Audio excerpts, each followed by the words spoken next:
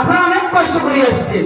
এখন আমার পূর্ববর্তী বক্তারা তো সব বলে দিছে, আপনাদেরকে এখন আমি কি বলবো? আমাদের এই বিএনপি ক্ষমতা ইনশাআল্লাহ আসবে, আগামীতে আসবে। যদি তার কোনো প্রধানমন্ত্রী হয় এবং প্রভু সাহেব এমপি হয়, তাহলে আপনাদেরকে মহিলা বয়স্ক যারা আছেন তাদেরকে কার্ড, ওনাদেরকে ফ্যামিলি কার্ড প্রত্যেকের ঘরে ঘরে যাবে।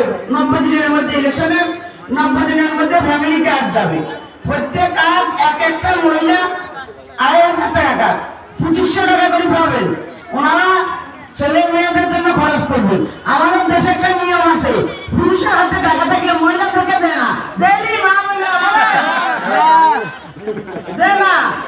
এই জন্য এখন মহিলাদের জন্য কার্ড আছে, ফ্যামিলি কার্ড, বুঝছেন? এখন তারপর হলো কৃষকদের জন্য কৃষি কার্ড। ওনাদের জন্য কৃষকরা ন্যায্য মূল্যে সার হয়, বীজ হয়, চাষাবাদ করার জন্য ইয়ে হয়, সবকিছুর জন্য সুযোগ সুবিধা পায় কৃষকদের জন্য, কৃষক ভাইদের জন্য। আর কৃষক ভাই না থাকলে আমরা থাকবো না। কৃষক ভাইরা যদি ধান না করে সবজির তরকারি এগুলো খাবো। এই জন্য কৃষকদের জন্য ন্যায্য মূল্যের জন্য ওনারা কীটনাশক কিনতে পারে, চাষাবাদ করতে পারে, সব ওনাদের জন্য আছে। আবার স্বাস্থ্য খাতে যেমন সরকারি স্বাস্থ্য কেন্দ্রে গেলে কোনো টাকা লাগবে না।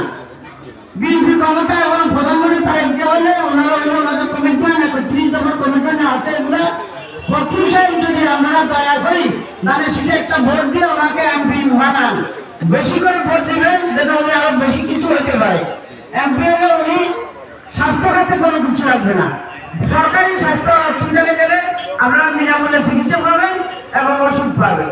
তারপরে যারা হয়তো প্রাইভেটে যাবেন, ওনাদেরকে ইয়ে করে দেবেন 50% অফ, 50% অফ, 50% টাকা দিবেন, 50% অফে ভালো চিকিৎসা পাবেন।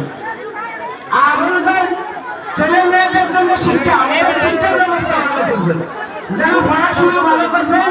ওরা যদি শিক্ষিত হয়, চাকরির কোনো অভাব হবে না। আমার বোনেরা মেয়েরা সবাই চাকরি পাবেন, চাকরির ব্যবস্থা আছে। শিক্ষিত হতে হবে,